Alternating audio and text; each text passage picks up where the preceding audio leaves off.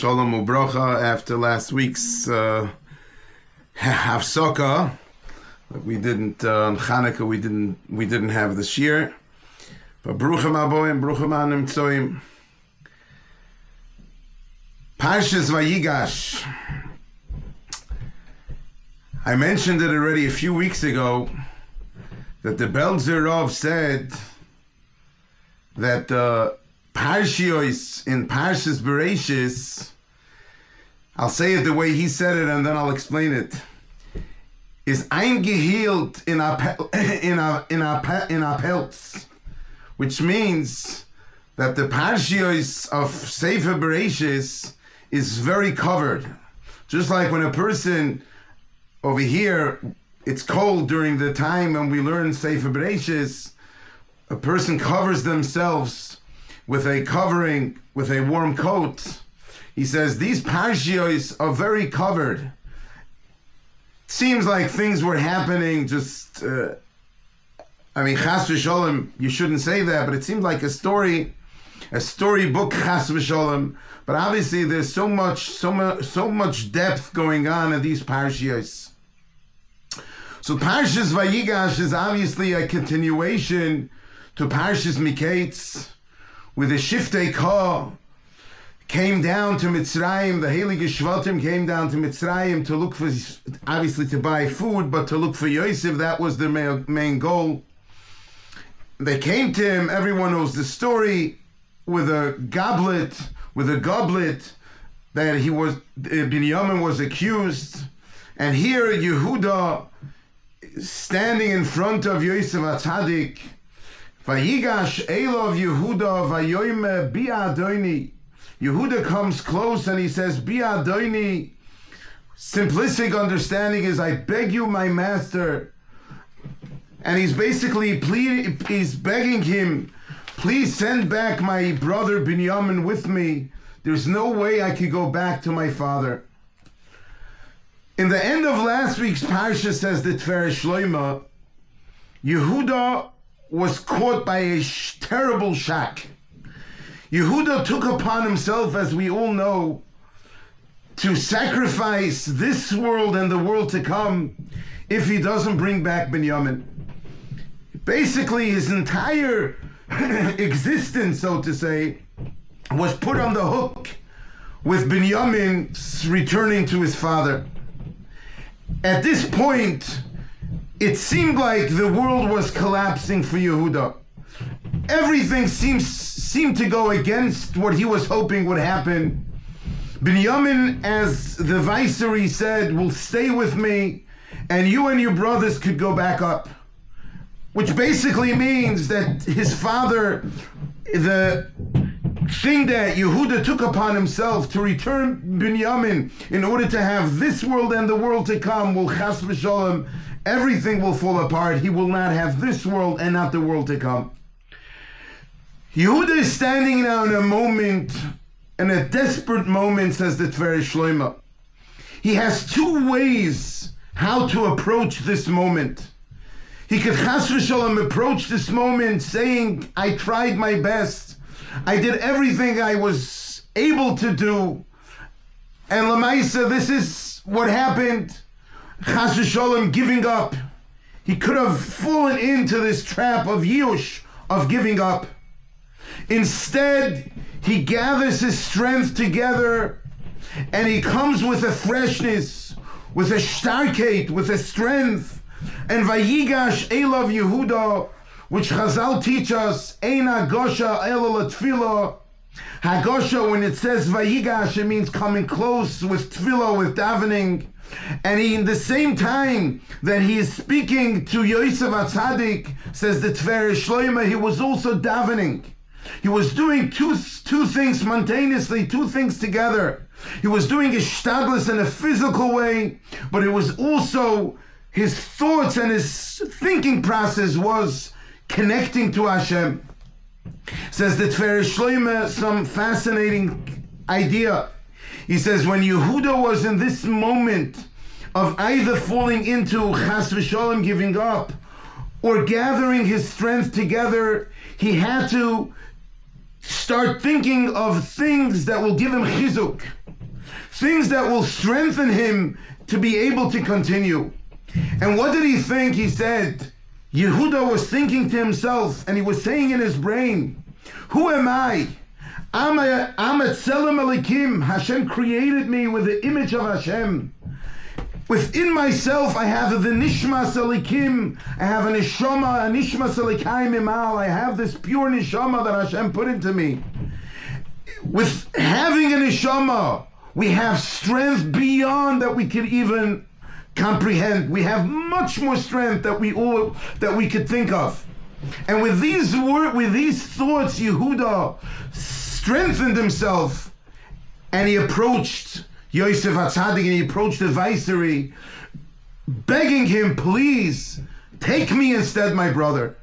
And this is, says the Teferet Shlomo, when it says in the beginning of the Parsha, Vayigash Elav Yehuda, which the Medrash says it means Tfilah, Ein Agosha L'Tfilah, Vayomer, he said in his brain, he said in his machshava, says the Teferet Shlomo, be in me Adoni. In me is Adnus. Adnus means godliness. I have in me godliness, which means I have way more strength than I'm able to imagine that I have. Be Adoni. In me is the Adnus Alikus, the godliness of Hashem, which gives me strength to be able to go forward. And therefore he starts speaking to Yosef and Tzaddik, and this is when the 180-degree turn took place, when Yosef and Tzaddik will be revealing himself to his brothers. So what do we see from this, says the Teferet Shlomo? Most of the time, when we reach the bottom, so to say, the most difficult moment, that is when the turn is about to happen. And we have to have seichel not to give up. Yosef HaTzadik, in last week's Parshas Miketz, the Medrash says when Yosef HaTzadik was in prison for 12 years, the last night before he was released, before he was taken out from prison, says the Medrash, Yosef HaTzadik was laying in bed and he was going through terrible, terrible thoughts. He was thinking to himself, so many years that I'm here in prison for no reason.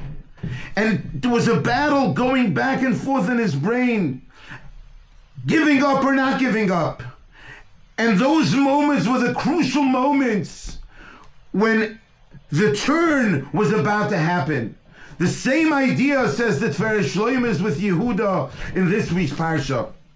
Now it's amazing to see how so many things which Yosef HaTzadik, his challenges that he had, Yehuda had as well. Yehuda and Yosef in the last few Parshios went through challenges, obviously different. It played out different, but they both had similar challenges. Yehuda had the challenge with Tamar. Now, obviously, the whole thing was in a kosher way. He was able to marry her, and the Malach pushed him. But there was also a challenge with the idea of relationship, to do it in the proper way, or chas v'sholom not in the proper way.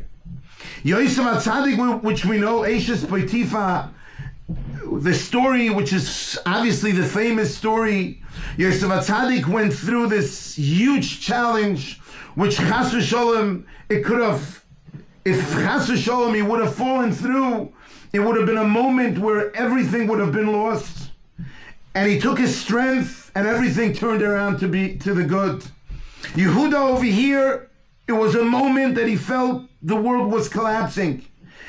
Doesn't give up, similar to what Yosef HaTzadik went through.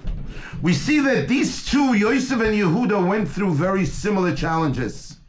Now the Rizal says something so fascinating. He says Golus Mitzrayim is called a Golus Kloli. It's a general Golus. We know there were Dalit Golusin, and we are in the fourth Golus, which is Golus Edom. Says the Rizal, the first God, and he brings it from a Zoyar. The Golus Mitzrayim is not one of the 4 Golusin, with 4 exiles that we went through and we're still.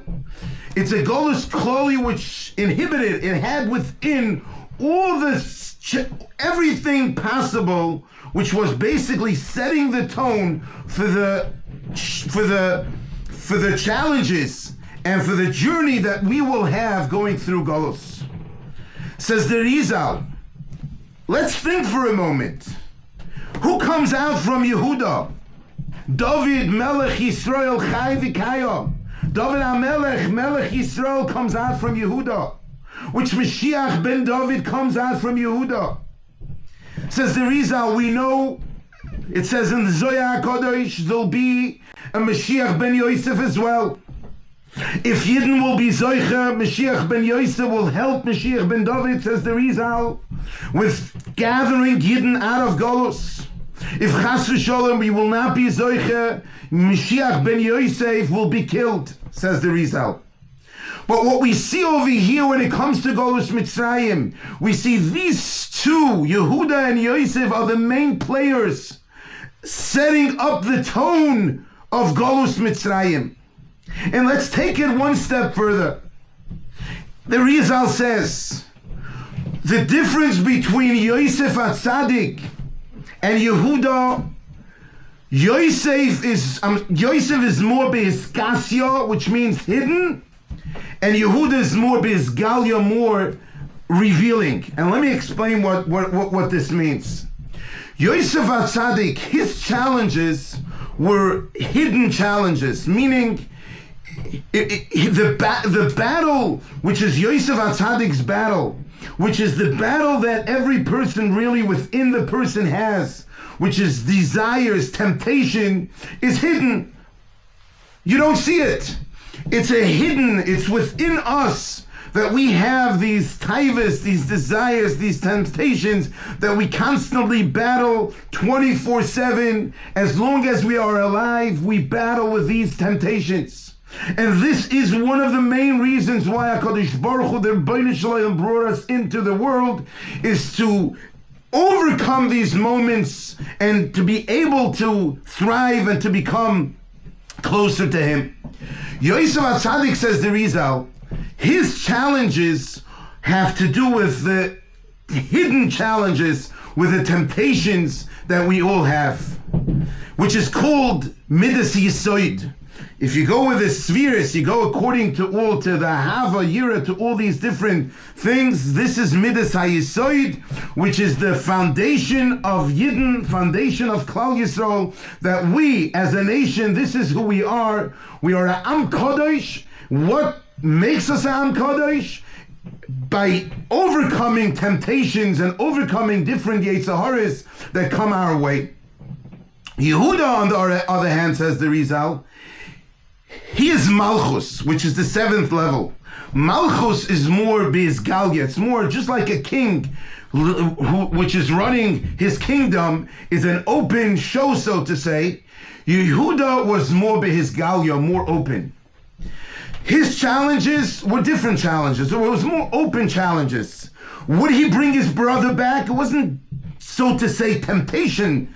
It was more the battle within our brain that we have so many times. Yeah, giving up, not giving up, but it's more an open battle rather than the temptation battle, which is more a inner battle that we have. Says the Rizal, therefore we find something so beautiful. We find Yosef HaTzadik had to go down to Mitzrayim. And what was his avodah? What was his thing that he had to implement in Mitzrayim was Kedusha. Implementing Kedusha, Helikate. So when the Yidden, Yaakov and his sons and the entire family come down to Mitzrayim, there'll be a way that would be paved, so to say, opened for them to be able to stay the unique nation who we are. And we all know that Klal Yisrael was Zoiche, that we all have in the Torah Yud and Hey, Hashem's name before our name and after. Ruvain, Hariveni. We know that the Goyim said, that the other nations said, how could it be that the Yidden stayed pure in Mitzrayim? And Hashem said, I'll prove it. Hashem puts his name, his letters, Har, the Hey, Hariveni, and the Yud, which proves that we stayed pure. How did we have the strength, being in Mitzrayim for 210 years, to overcome all the temptations that came our way? All because of Yosef HaTzadik overcoming his temptation and overcoming his challenges, his inner challenges that he was able to overcome. He paved the road for Klal Yisrael. What did we find later on in this week's Parsha? Yaakov sends Yehuda to set up a Besmedrish. A Besmedrish and Mokim Torah is more behisgalia. It's more open, learning Torah, having a yeshiva. It's more an open thing to be able to battle the challenges that we have through the Torah Akdosha. That's a whole different approach of battle. That's an open approach rather than an inner approach. And this is Yehuda's koyach. And these two, Yosef and Yehuda, says the Rizal, they worked hand by hand. Yehuda was the one who said, Ma betza, what money will we gain by killing our brother in the pit? Let's sell him to Mitzrayim. So it was Yehuda who was the one who came up with this idea that Yosef should be sent to Mitzrayim. He was the one starting this koyach of paving the road through Yosef HaTzadik being in Mitzrayim, and then he was the one who set up the Bismedrash in Mitzrayim. So we see from the Rizal, there's so much going on between these two very special, unique people, Yosef HaTzadik and Yehuda, who is Melech Yisrael. We know that the Torah says in Parshas Vayigash, Vayimo'in lihisnachem. Yaakov Avinu refused to be comforted after this losing of Yosef HaTzadik. Now we know what Rashi says, that when a person is alive, there is a mace. If a person is dead, that's when a person comforts himself. But an alive person, there's not this gzeira shetishtachach, he should forget it. So obviously, this is what the Heilige Chachamim teach us, that a live person you won't forget. But it says from the Magid HaGodl of Mezrich and other tzaddikim also, some very powerful, amazing idea with this Vayimoin. There is another Vayimoin that we find in Parshas Vayeshev, when Eshes Potiphar was constantly nagging Yosef HaTzadik that he should marry her. We know the famous Vayimoin with the Shalsheles. Yosef HaTzadik said, I don't want. He was basically very adamant, he was like very strong. I don't want. Say the Talmidei Baal Shem. How did Yosef HaTzadik have this koyach to be able to overcome this temptation when he is all by himself, thrown away from his father and his brothers, away from them for so many years? How was he able to overcome this koyach of this temptation? It was all because his tati Yaakov constantly thought about him. The koyach, when we think about our children, when we daven, we think about someone else. Our thoughts are so powerful. When we think of someone else, it has an effect on that person. Yaakov Avinu does not stop thinking of his son Yosef HaTzadik. Therefore, there was a connection between him and Yosef. Yosef HaTzadik, at the moment when he has this challenge, what is he seeing? B'chaloim, says the Medrash, famous Medrash. What does he see by the window? He sees the Yukno Shalaba. He sees his father's image. His father's image, according to the Chassidish Svarim, doesn't only mean that he mamish saw his father physically. He felt his father. He felt it. He said, "How is it that how can I do this? How can I chas v'sholom do this aveira? What would my father, I'll make my father feel so bad. I can't do this to my tati. Or why? Or because Yaakov did not stop thinking from his son Yosef. Vayimo'in. Yaakov refused to be comforted about his son Yosef. Yosef was able to be Vayimo'in, to say no to Eishes Potiphar. These two Vayimo'ins go together. Therefore, says the Kedushas Levi, in this week's Parsha, we find a very fascinating thing. When Yosef HaTzadik reveals himself to his brothers, famous Chazal, Rashi brings it, he sends agolos, wagons, which the root of agolos is eglo, which is like a calf.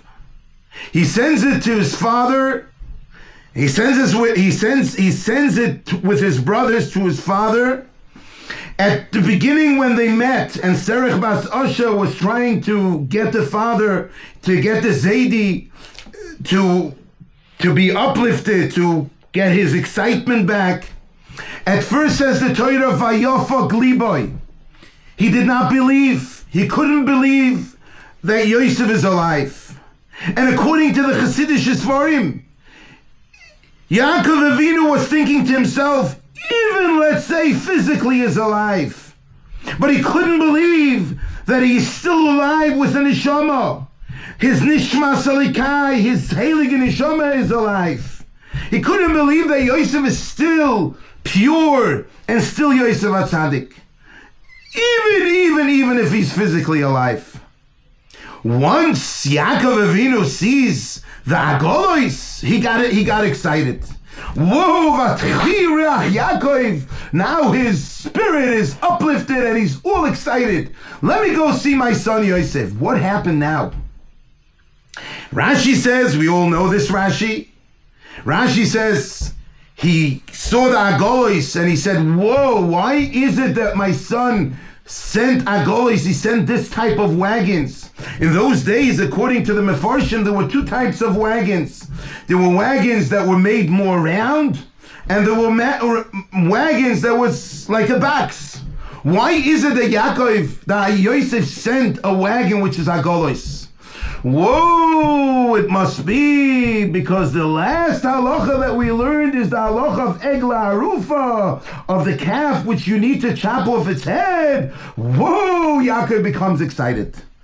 What is the connection over here? Why suddenly, because Egla Arufa, he becomes very excited? So say the Talmida Baal Shem Tov, a powerful idea over here.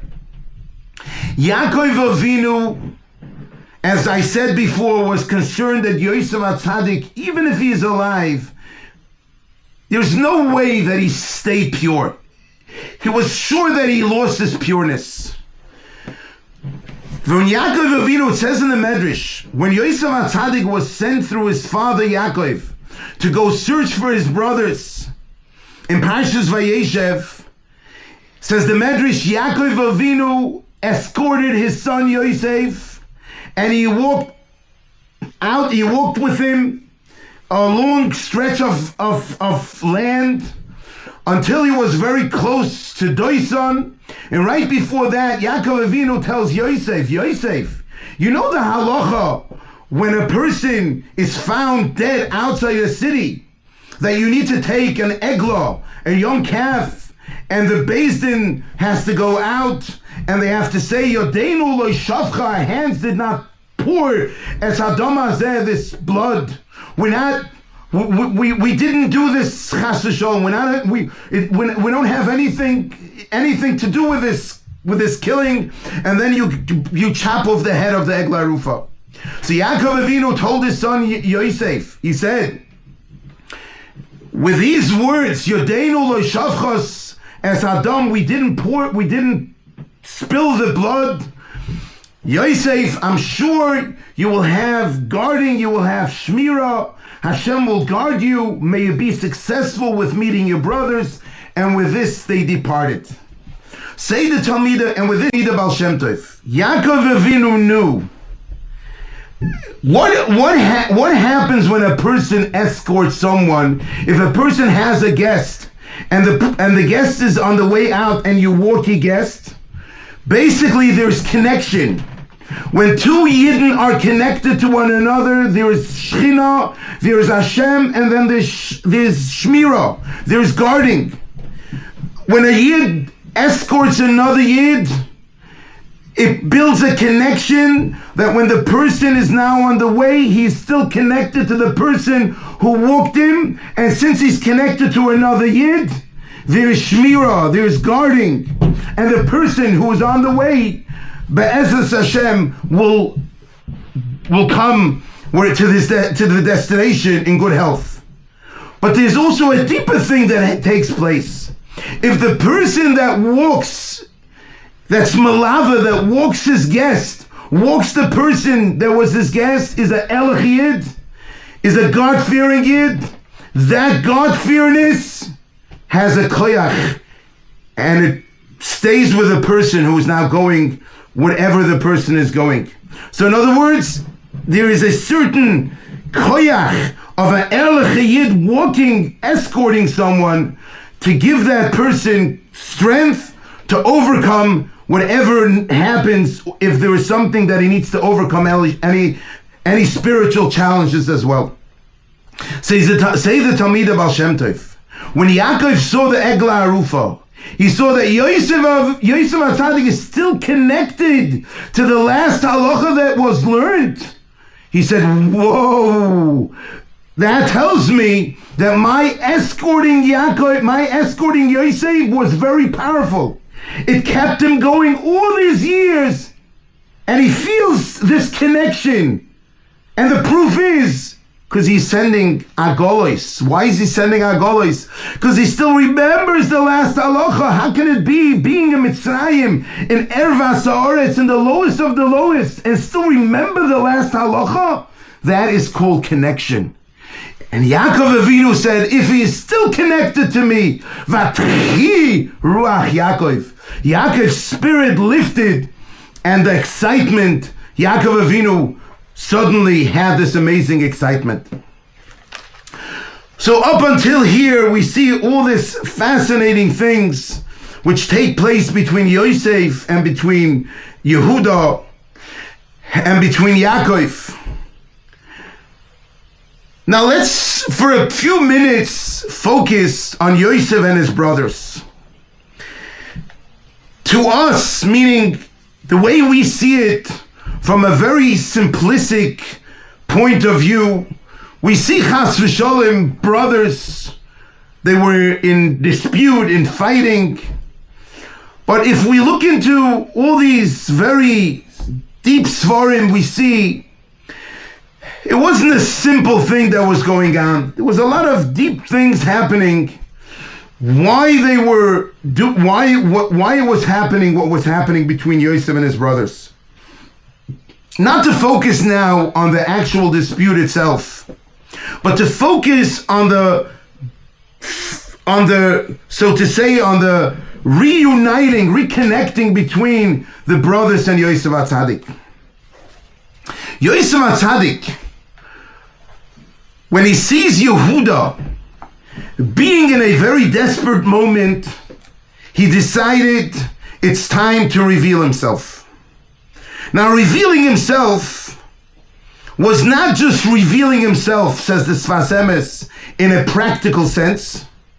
It was reconnecting, bringing together all the Shiftei Kah, which we all know when Yaakov Avinu was on his deathbed and he was about to pass away. Yaakov Avinu wanted to reveal when we will be taken out of our long, very driven out Golus, and the Shekhinah removed itself from him, and he wasn't able to remember. That was a moment when Yaakov Avinu was thinking to himself, it doesn't look like my sons are the way I thought they are.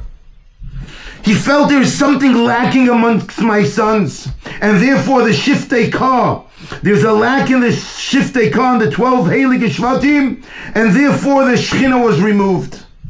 We all know Chazal say, the Heilige Chachamim say, what did the Shvatim do? They said, Shema Yisrael Hashem Elokeinu Hashem Echad. And that moment, the Shechina came back, and Yaakov Avinu still didn't know when it will be the Geula, but that's when he started giving the brachas to his sons. And that's when Yaakov said, Baruch Shem Kiloid Malchus Eloi Lavod. What were the Shvatim saying? Why were they saying Shema Yisrael Hashem Elokeinu Hashem Echad? So the Talmid Baal Shem Tov say, when there is a split among the Shvatim Chas v'Chalila, there is a split amongst the Shechina HaKdosha. The Shechina, Hashem's divine presence, which is with us. If there is a split amongst us Yidden, then there is a split amongst the Shechina. The Shvatim basically, what they were saying by Yaakov Avinu, they said, Shema Yisrael Hashem Elokeinu Hashem Echad. Just like we know Hashem is one, we are one. We are connected to the one Hashem, and there is no split amongst us, and there's no split among the Shechina HaKdosha. Over here, when the Shvatim, says the Sfas Emes, when Yosef HaTzadik was about to reveal himself to the brothers, something beyond was happening. It was a yichud, says the Sfas Emes, of Kutsha B'richu Shchunte. It was something very unique happening, which happens very, very seldom. Not a lot. And this is going to happen when Mashiach Tzidkenu will take us out of Golus. There'll be a huge Galus Ashchino. And this is, says the Sfas Emes, that took place in the chamber of Yosef HaTzadik. Everyone has to leave. Everyone leave the room, says Yosef HaTzadik. This is the moment where I'm connecting with my brothers. Says the Sfas Emes. Sfas Emes says a few powerful thoughts. One thought that he says, which is a little bit sad, but obviously we don't understand everything. We don't understand the ways of Hashem. Says the Sfas Emes, Yosef couldn't control himself. He felt that he has to reveal himself to his brothers for many reasons. We know in the Medrash there are reasons why he had to do it, which I'm not going to get into. But the idea, says the Sfas Emes, if this battle between Yehuda and Yosef would have been stretched out a little bit longer, it would have been the Geula Shlema, and the Tzoris and Golus would have been Batel and Mevutel. There wouldn't have been Tzoris, there wouldn't have been Golus. It would have been the Geula Ha'asida right there. Now obviously we don't understand everything. Obviously all this is very complicated. But the idea that the Sfas Emes is saying, when the brothers were in dispute with Yosef HaTzadik, it's way not simple what was happening. And when he revealed himself to his brothers, it was way not simple what was happening. And at the same time, he revealed himself, so to say, too early. Obviously, everything is Hashkoch Elyoina. But the way the Sfas Emes sees it, that it would have been a little longer, it would have taken away the Shibut HaGolus. But in any case, the point that I want to point out is we see there's so much going on when Yosef HaTzadik reveals himself to his brothers. Yosef HaTzadik, in the time when he reveals himself to his brothers, we see after he cries, he fell onto Binyamin's neck, and Binyamin fell onto his brother's neck, and they were both crying. Says Rashi, why was Yosef crying and why was Binyamin crying? Says Rashi, Yosef was crying because he saw that the Beis HaMikdash, which would be built in Binyamin's portion, would be destroyed. So he cried on the Churban Beis HaMikdash. Why did Binyamin cry? Because he saw that Mishkan Shiloi, that was built in Yosef HaTzadik's portion, would be destroyed. So they both cried on the Bata Mikdashim, on the Mishkan and the Bata Mikdashim that would be destroyed. Says the Sfas Emes, you know what happened now? Now they had the vision of Golus. They saw this was the moment that they saw Golus. because Yosef HaTzadik didn't stretch it longer. B, because Golus Mitzrayim has within it all the Golusin. As I said before, that Golus Mitzrayim is a Golus Kloli, which is a preparation to all the future Golusin. But I want to share with the Olam an amazing Chassam Sofer, which gives a lot of chizuk. Chassam Sofer says, he asks a kasha. He says in the end of last week's parsha, it says Yosef HaTzadik prepared food for his brothers. He prepared food for his brothers. There's a medrash that it was Erev Shabbos Kodesh, and Yosef HaTzadik prepared Machole Shabbos, food for Shabbos Kodesh. That's what the medrash says. So in other words, when Yosef HaTzadik sat down together with his brothers, it wasn't stam sitting down. It was basically right before Shabbos, when Shabbos was entering, and Yosef was eating the Shabbos Suda with his brothers. That's a medrash. According to this, says the Chassam Sofer, this revealing that Yosef HaTzadik revealed himself was a day after. So according to this, it was on Shabbos. So the Chassam Sofer asks, on Shabbos, Yosef HaTzadik cries? On Shabbos, Binyamin HaTzadik cries? They were both crying on Shabbos? Shabbos is a time to cry? Says the Chassam Sofer, this wasn't a cry of brokenness. It was an emotional simchadige cry. Why? Because that moment they had a vision. They saw what we will go through in our terrible Golus, and they saw with all the challenges that we will have, we will still stay a nation, Am Kodesh, a Heilige nation. And seeing this, even after the Beis HaMikdash would be destroyed, Binyamin saw both Beit HaMikdashes destroyed. Yosef saw Mishkashiloi destroyed. And Yidden will still be strong, still go strong. They were crying a simchadige cry, not a cry of Chas v'Shalom Tzibrachenkeit, a cry of simcha, that with all the challenges we will stay strong. So again, the Chassam Sofer, according to the Chassam Sofer, which is based on a medrash, that he revealed himself on Shabbos Kodesh, we see what was going on in that room is beyond us to comprehend. Imagine they had a vision, they saw everything which is going to happen, and still we will stay a Am Echad, an Am Miyuchad, a special nation. Just to finish the Shiur with one last thought, which is also very powerful. The Or HaChaim HaKadosh explains, why is it that as long as the Shvatim were alive, the Shibut of Golus Mitzrayim, the enslaving of Golus Mitzrayim didn't start. We know that as long as the Shvatim were alive, the Mitzrayim did not start torturing the Bnei Yisrael. Why is it? Says the Or HaChaim HaKadosh, also powerful, mamish powerful. He says like this. He says, we know Chazal teach us Samed Yisurei. The medicine for pain is Kabila. You should accept whatever. If Chas v'Shalom, a person is in a time of Yisurim, instead of fighting it, join it, embrace it. He says there were a few levels when they went down to Mitzrayim. He says Yaakov and the Shvatim embraced this decree with simcha, with excitement on the highest level possible. Therefore, because they embraced it in a simchadige way, there was no shibud, no enslavery, as long as they were alive.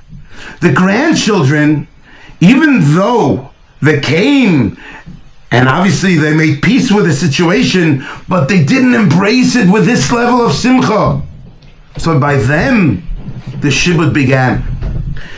We should be zoiche that we should always appreciate who we are, that we are an Am HaNivchar. We should appreciate who we come from.